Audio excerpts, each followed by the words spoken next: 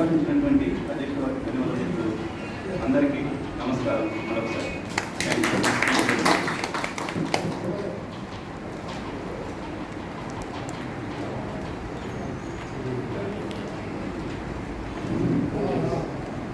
అందరికీ నమస్కారం అండి. సమావేశం సావధానంగా ఉండి మరి నాటి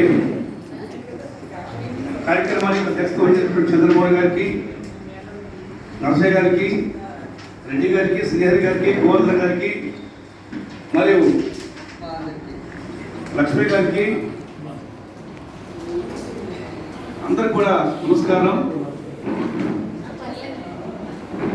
నేను ఒక్క విషయం చెప్పాలండి.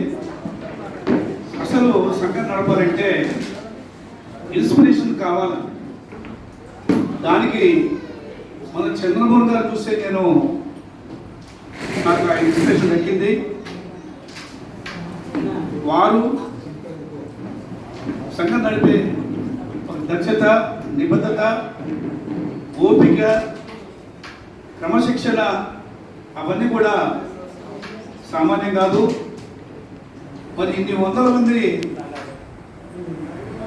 మరి సీనియర్ సిటిజన్ ఆర్గనైజేషన్ అయితేవి, ఇండియన్ రెడ్ క్రాస్ సొసైటీ అయితేనేవి, ఈ రెండు సంఘాలు కూడా పెద్ద సంఖ్యలో ఉన్నటువంటి వాటిని సమన్వయం చేసుకుంటూ నడపడంలో వారికి ఉన్నటువంటి ఆ దక్షతని నాకు చాలా ఆశ్చర్యం వేస్తుంది. మరి అది ఇన్స్పిరేషన్గా తీసుకొని నాకు చుట్టూ కూడా మేము ఉద్యోగ సంఘాల్లో కూడా ఉద్యోగంలో ఉన్నప్పుడు కూడా సంఘాలుగా మేము ఈ పని చేసుకునేది. ఆ ఉద్దేశమే ఇప్పుడు ముఖ్యంగా పెన్షన్స్ అయిన తర్వాత మా సమస్యలు మొత్తం కూడా చాలా ఇబ్బందిగా తయారైంది. అది సార్ కూడా వివరించారు.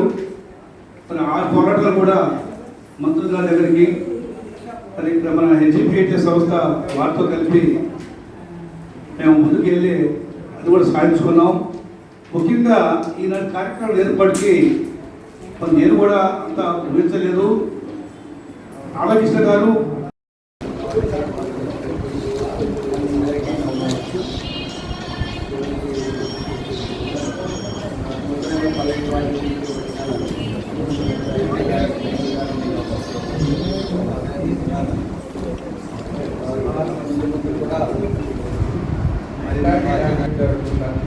మనకు వెబ్సైట్ రాకుండా ఉన్నటువంటి దేశం ఏదంటే ఓన్లీ ఇండియా, భారతదేశం.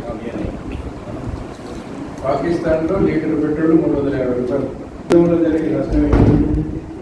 నెక్స్ట్ మన ఎగ్జిక్యూటివ్ డిస్కస్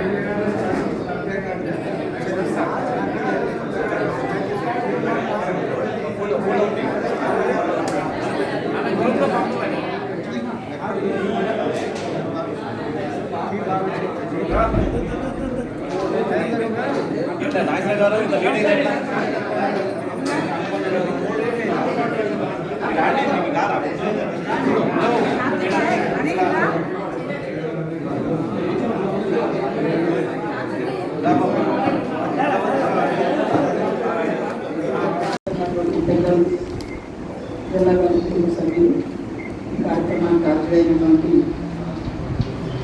మా సంఘ అధ్యక్షుడు, అదేవిధంగా నూతనంగా మార్కెట్ కమిటీకి రిటైర్డ్ ఉద్యోగుల సంఘం అధ్యక్షుడిగా ఎన్నికైన సందర్భంగా ఏర్పాటు చేసినటువంటి కార్యక్రమం. మరి యొక్క సందర్భం జల్లా వెంకటేశ్వర గారు 100% వారికి ఇచ్చినటువంటి బాధ్యతలని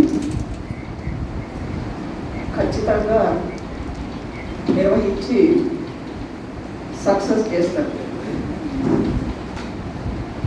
ఆయన ఏదన్నా ఒక పని ఇచ్చినట్టయితే అది పూర్తయ్యేంత వరకు నిద్రపోయే రకం కాదు.